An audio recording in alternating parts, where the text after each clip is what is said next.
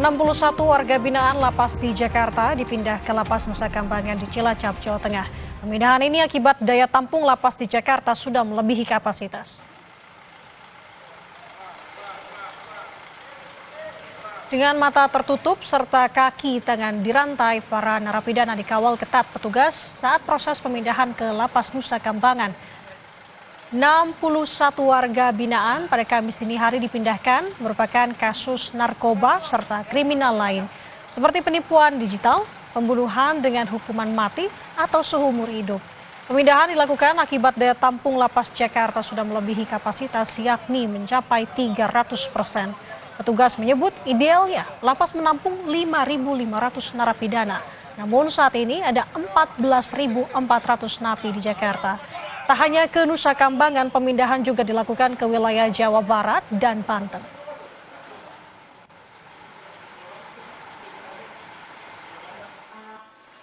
Kita melaksanakan pemindahan ke Nusa Kambangan sebanyak 61 orang, yaitu terdiri dari kasus narkotika sebanyak 48 orang dan selebihnya itu ada 38 orang untuk kasus narkotika dan selebihnya ada kasus pembunuhan, ada kasus penggelapan dan ada juga kasus perlindungan anak. Nah, untuk kisaran hukumannya mayoritas itu adalah hukuman tinggi, yaitu hukuman mati dan hukuman seumur hidup. Sebuah mobil ambulans, saudara, tertabrak dan terseret hingga 500 meter di perlintasan kereta api. Akibat kejadian ini, seorang sopir ambulans tewas dan sempat membuat perlintasan kereta terganggu. Peristiwa ini terjadi di Kecamatan Kras, Kabupaten Kediri, Jawa Timur. Peristiwa itu berawal saat sang sopir usai mengantar jenazah ke rumah duka. Namun saat perjalanan pulang, melintas jalur kereta sang sopir kurang konsentrasi. Hingga akhirnya ambulans tertabrak kereta api Matarmaja dari arah selatan menuju ke utara. Akibat kejadian ini, saudara, perjalanan kereta api Matarmaja jurusan Malang Pasar Senen sempat terhenti selama lebih dari 1 jam.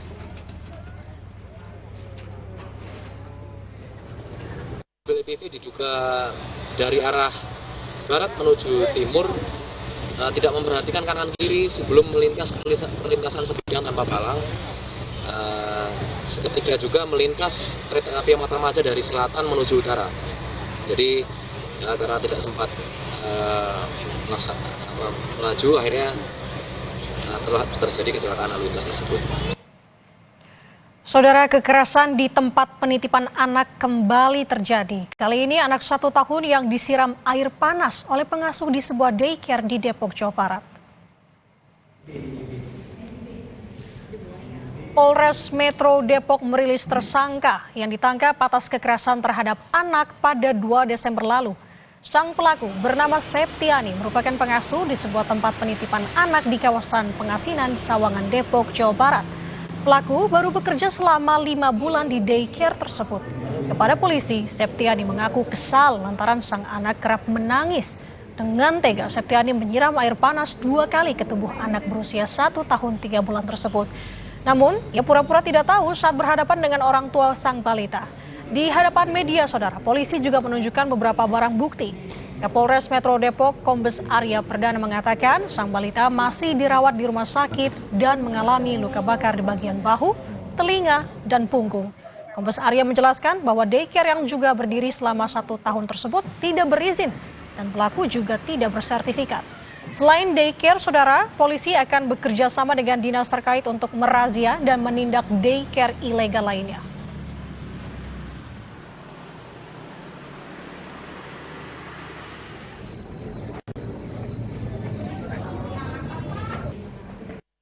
Kita turut prihatin ya terhadap anaknya itu karena memang kulitnya ngelupas itu parah, cukup parah.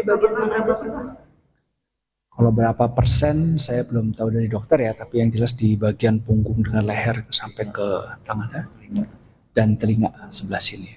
Pelaku pekerja di sini. Pelaku pekerja di situ, dia pengasuh di daycare itu. Nah, ini namanya daycare, tetapi ternyata setelah kita cek daycare-nya tidak ada izin.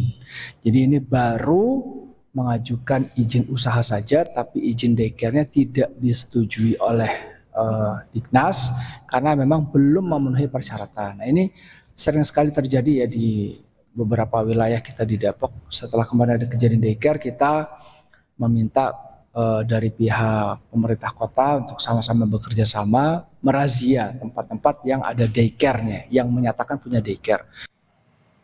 Saudara, kami akhiri Kompas Pagi hari ini. Saya Gita Maharkesri. Dan saya Nanda Aprilia, mewakili tim Kompas Pagi yang bertugas hari ini, pamit undur diri. Terima kasih, sampai jumpa.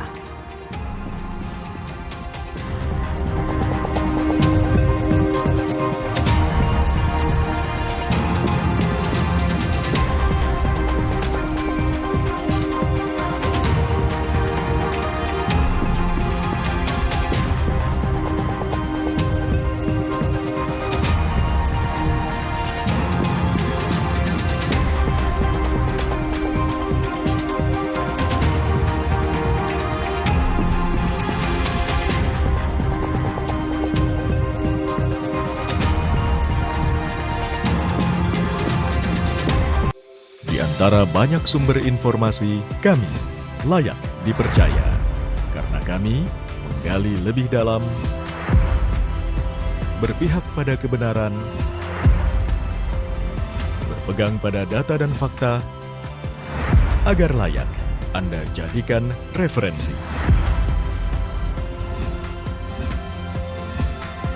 Kompas TV, independen, terpercaya.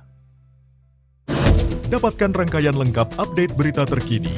Pelantikan anggota MPR, DPR, dan DPD RI terpilih dari hasil pemilu 2024. Calon Gubernur Jawa Tengah nomor urut 1, Andika Perkasa, merespons hasil survei yang masih tertinggal dari Ahmad Lutfi. Setelah berhasil mengidentifikasi 7 jenazah remaja yang ditemukan di Kali Bekasi, polisi kini melanjutkan investigasi. Dapatkan dengan lengkap dalam program-program buletin Kompas TV pada jam-jam berikut, live di Kompas TV. Sebuah penelusuran jurnalistik. Investigasi untuk mencari bukti dari peristiwa-peristiwa yang mengundang polemik. Dipo Investigasi setiap Senin pukul 8:30 malam di Kompas TV. Kejuaraan sepak bola bergengsi di daratan Jerman, DFB Pokal, mempersembahkan panasnya laga di tiap pertandingan. Sepak bola atraktif, syarat akan drama, taktik, strategi, emosi, dan ambisi. Terbaik di antara yang terbaik, semua tim saling jegal untuk merebut gelar juara. Jadilah saksi serunya DFB Pokal 2024-2025 live di Kompas TV. Peristiwa demi peristiwa selalu terjadi dan terus berkembang sepanjang hari. Saat Anda membutuhkan informasi dengan perkembangan berita mutakhir, jadikan kami mata dan telinga Anda untuk berbagai aktualita terkini. Sambut kami sebagai